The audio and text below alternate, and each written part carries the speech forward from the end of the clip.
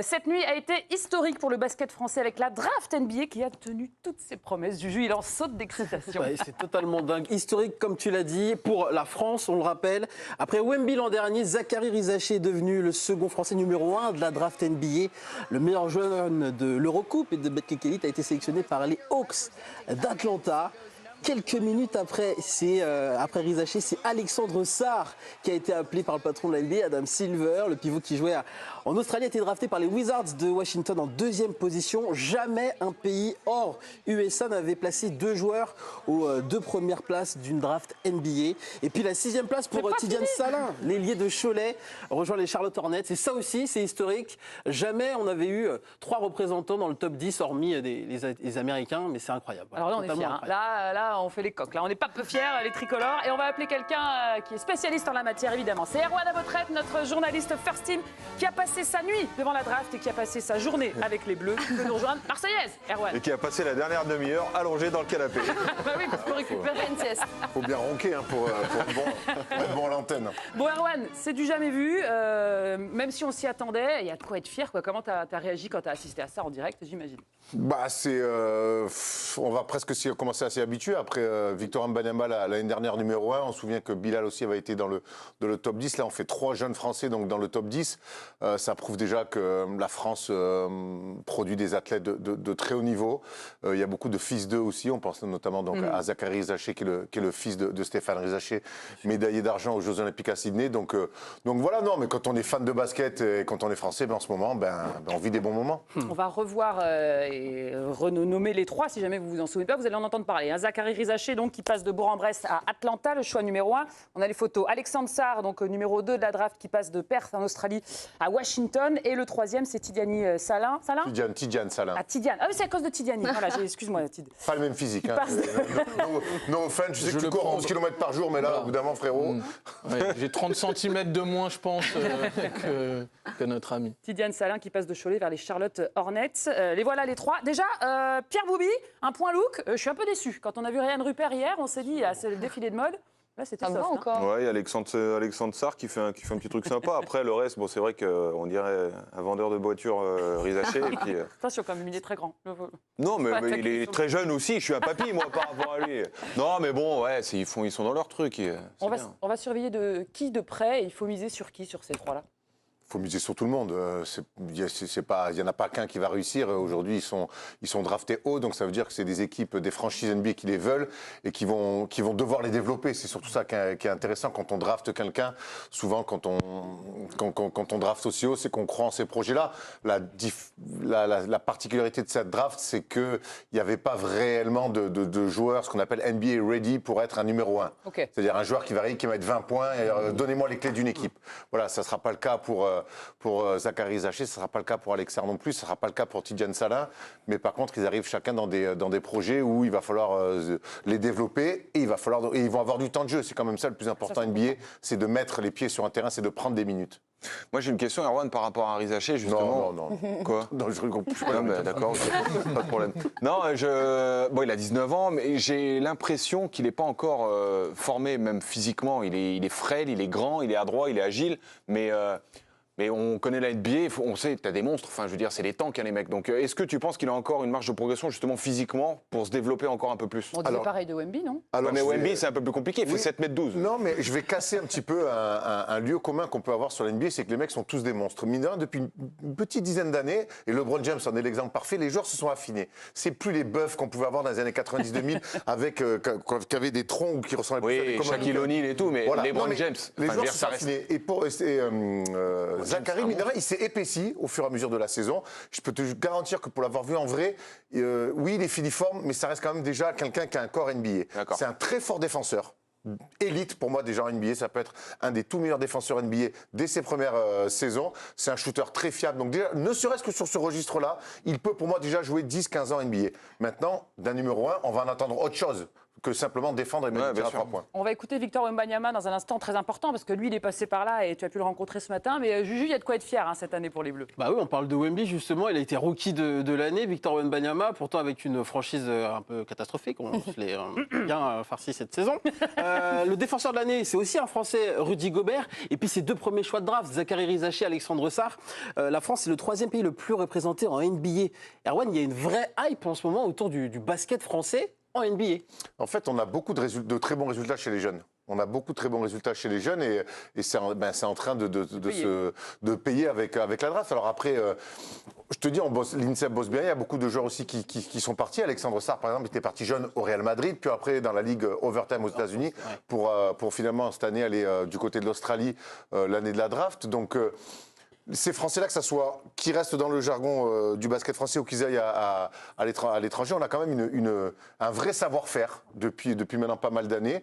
Et ça fait, on est des athlètes hors normes. Il y a les Américains, il y a les Canadiens, mais pour moi, c'est des cousins proches. Mais après ça, on reste des athlètes hors normes dans le monde du basket. Donc l'avenir s'annoncera dur en fait pour la France et la NBA. En fait, quand tu... Surtout que c'est pas fini, je crois que Non, mais 2025, c'est pour ça. on attend encore un numéro 1 de la draft française, c'est ça le petit Alors, Traoré numéro 1, Ouais, on va Nolan voir Nolan Traoré, on en a un petit peu parlé sur la fin de saison, qui avait fini la saison avec Saint-Quentin, qui avait déjà fait des malheurs. Oui, l'avenir s'annoncera Dieu sur le papier. Maintenant, on sait qu'il va falloir aussi que ça joue ensemble. Mais on a une tête de proue qui va durer 10-15 ans, c'est Victor Wembanyama. On a l'impression qu'en plus de ça, autour arrive de plein de choses. On a parlé de Nadir Fils-Tané, il y a Nolan Traoré, il y a 3 jeunes Français qui sont draftés. On pense à pas comme Dadier qui est drafté par les Knicks en 25e. Oui, le futur sélectionneur, il aura des problèmes de riches. On va avoir une équipe de France, les gars, dans quelques années. Là. Non, mais est-ce que c'est vraiment un programme qui a été mis en place il y a 7-8 ans et on en récolte un petit peu les fruits, ou est-ce que c'est vraiment, en fait, c'est inné, en fait, chez nous, on fait des talents, quoi? Depuis une vingtaine d'années, honnêtement, avec la génération Tipeee, qui n'est pas le plus grand athlète, mais par contre qui va très très vite. Tipeee, il y avait Mike Pietrus, Boris Dio. Ça fait quand même une vingtaine d'années. On peut considérer que c'est un savoir-faire. Qu'on arrive quand même à produire des athlètes un peu hors normes. On pense même à Jérôme Moïseau, pour ceux qui s'en souviennent, qui était la génération 78, qui était déjà lui aussi un athlète pour l'NBA à l'époque. Donc on a toujours su produire quand même des athlètes. Et forcément, aux États-Unis, ça plaît forcément quand les mecs ont la tête au cercle. Le hasard fait bien les choses parce qu'aujourd'hui, il y avait un Media Day, la journée des médias, qui était organisée avec la Fédération française de basketball, dans laquelle tu étais. Tu nous raconteras tout à l'heure les coulisses. Wemby, forcément, Victor Wembanyama a été interrogé sur le sujet. Écoutez-le. Beaucoup de fierté. J'ai pas sûr que je suis resté éveillé. Mais ma première impression en voyant ça, c'est de me dire que c'est pas assez encore pour le basket français. Et que, voilà, si on l'a fait 2 fois à l'affilée, on peut le faire une 3e fois, pourquoi pas une 4e. Donc je pense que ça témoigne vraiment, même si c'est, bien sûr, il y aura toujours des années meilleures que d'autres pour le basket français et le basket en général, mais je pense que ça témoigne du phénomène qu'on voit depuis quelques années de plus en plus d'Européens qui entrent en NBA, qui dominent en NBA, et notamment de Français. Donc pour moi, c'est une énorme fierté. Et vraiment, ma volonté se porte vraiment sur l'amélioration et puis aider en fait le basket français comme je peux l'aider. Et donc, bien sûr, la première chose, c'est par la performance. Voilà, des propos recueillis par Tom Trichereau. Alors c'est fou parce que nous, on est là à fanfaronner, ouais, c'est génial. Et pour lui, C'est pas assez. c'est pas assez encore. Et c'est fou, Mais comme ce mec. Ça en dit long, quoi. Moi, j'ai une vraie question, alors que... Parce que c'était pas une question. Attends, on a posé des vraies questions, nous aussi. Non, Vous avez chacun eu droit à votre question. Oui, mais c'était des vraies. Réaction sur vraie les propos question. Moi, j'ai une de Wemby quand même, parce qu'on s'attend pas à ça. Il en veut encore, le merde. pépère. Il est gourmand. Hein. Il a 19 ans, il n'a rien gagné, Victor. Moi, je crois que c'est ça. Victor, il est attendu très haut. Victor, il n'est pas attendu pour être rookie de l'année. Victor, il est attendu pour être potentiellement l'un des meilleurs joueurs de l'histoire de ce sport. Victor, il est attendu pour un jour être MVP. Il est attendu pour être un jour champion NBA plusieurs fois. Il y a les mêmes attentes aujourd'hui déjà autour de Victor qu'autour d'un Luka Doncic, qu'un Jason Tatum ou qu'un Jalen Brown avec les Celtics. Il est attendu très très haut. Voilà, donc, Oui, mais 2 Français, numéro 1, numéro 2, tu peux difficilement faire mieux quand même. Ah oui, bon, ça après, c'est un peu de la com, je pense. C'est un peu de la Et com. montre ses ambitions aussi, les ambitions pour la France. Alors la draft, c'est bien, c'est cool. Maintenant, la draft, ça ne fait pas gagner des titres. Non. Ok. Donc c'est cool, c'est une belle représentation pour le basket français, pour la formation, encore une fois pour les athlètes français, parce qu'on est un pays de mélange. On est un pays, que ce soit avec les dom-toms, on dit plus comme ça, je crois, mais ou en tout cas aussi avec de nombreux gens originaires d'Afrique.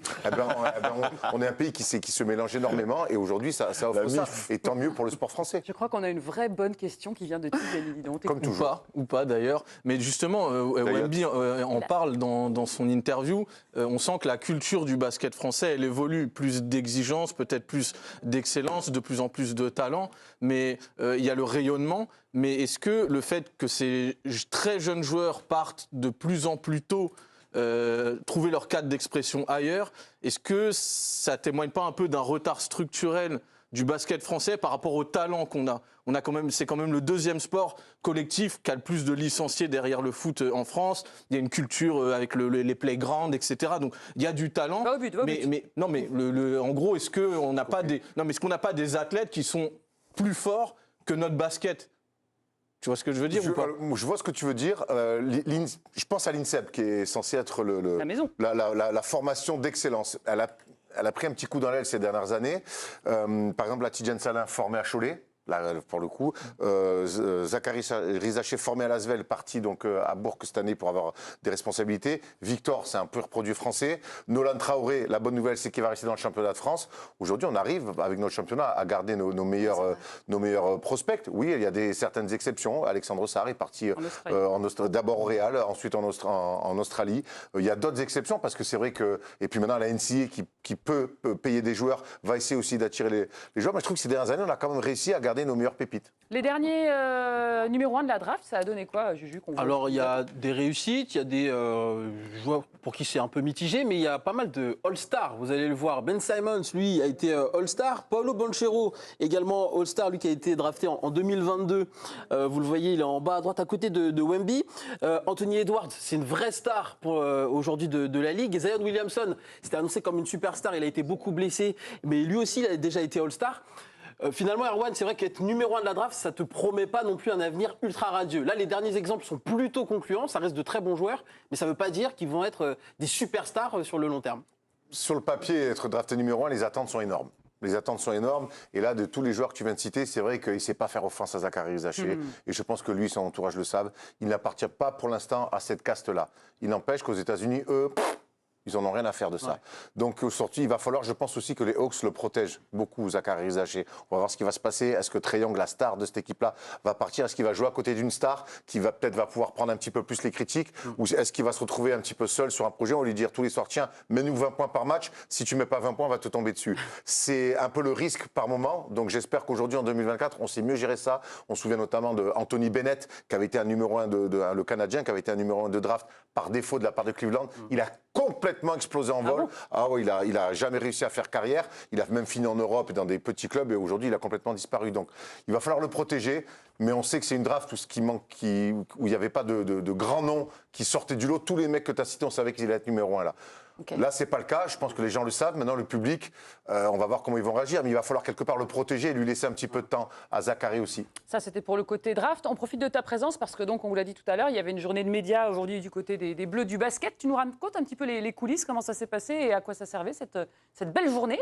C'était de retrouver notre équipe de France. Après le terrible échec de la Coupe du Monde l'année dernière, c'était retrouver cette équipe de France qui prépare ni plus ni moins peut-être que le tournoi le plus important de l'histoire du basket français. Les Jeux Olympiques en France, c'est pas rien. Donc, évidemment, et puis surtout avec en tête de gondole, encore et toujours Victor Wembanyama qui va faire sa première compète avec les Bleus, qui est d'ores et déjà le leader de cette équipe-là. Tout le monde en convient. Et donc voilà. Et puis c'était un petit peu de pouvoir échanger avec les joueurs, avoir un petit peu aussi l'avis de Vincent Collet, le coach, et de Boris Dio, le général manager. Voilà, on a senti en tout cas une vraie volonté de faire quelque chose. Moi, j'ai eu quelques échos sur les entraînements. Ça se marbre pas mal hier soir. Hier soir à l'entraînement, je peux vous dire que ça s'est un petit peu embrouillé sur des fautes pas sifflées. Ça a joué très dur. C'est bien. C'était volontaire de laisser faire parce que voilà, on se souvient que l'été dernier, on a été un petit peu suffisant, notamment défensivement, et que cette année, ils reviennent un peu le bâton entre les dents. Et avant d'écouter Nico Batum qu'on a aperçu, il paraît que tous les joueurs, donc les 16 joueurs, sont allés au pool, on appelle ça, donc pour répondre aux questions de tous les journalistes, sauf un, Victor Wembanyama qui est resté sur scène, c'est dire à quel point il est protégé et il n'a pas le même traitement que les autres, quoi, déjà. Mais tout le monde le sait, il va être traité différemment. Je parlais un petit peu avec les gens de la com.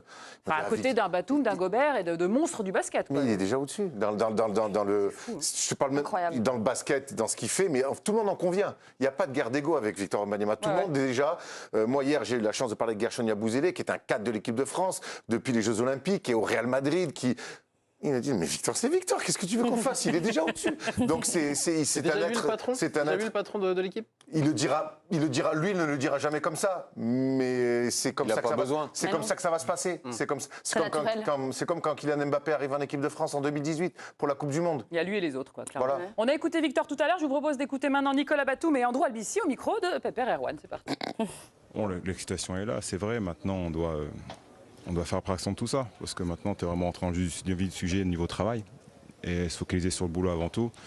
Ça va être là le principal quand tu joues des JO déjà en général, mais surtout à domicile, c'est faire abstraction de tout l'engouement qu'il y a autour pour vraiment se focaliser sur la compète, surtout avec les objectifs et les ambitions qu'on a. Et pour l'instant, c'est bien parti. Moi j'ai eu la chance de jouer avec lui pendant les fenêtres, donc je sais comment c'est facile de jouer avec lui, donc on va en profiter. C'est vrai qu'il a fait une très belle saison, on sait ce qu'il peut apporter à l'équipe, et donc on sait que ça va être une plus-value clairement pour l'équipe. On a déjà hâte d'y être. En tout cas, avant de les retrouver aux Jeux Olympiques, ils sont motivés. Vous les avez entendus. Tous les matchs de prépa des Bleus, que ce soit les baskets, les volleys, les handballs, les rugby, ils sont à suivre sur la chaîne L'équipe. Ça commence samedi soir, 21h par les filles, avec France-Finlande, Marine Johannes, qui sera commentée par l'excellent Erwan Abotrel, qu'on remercie d'être venu nous voir.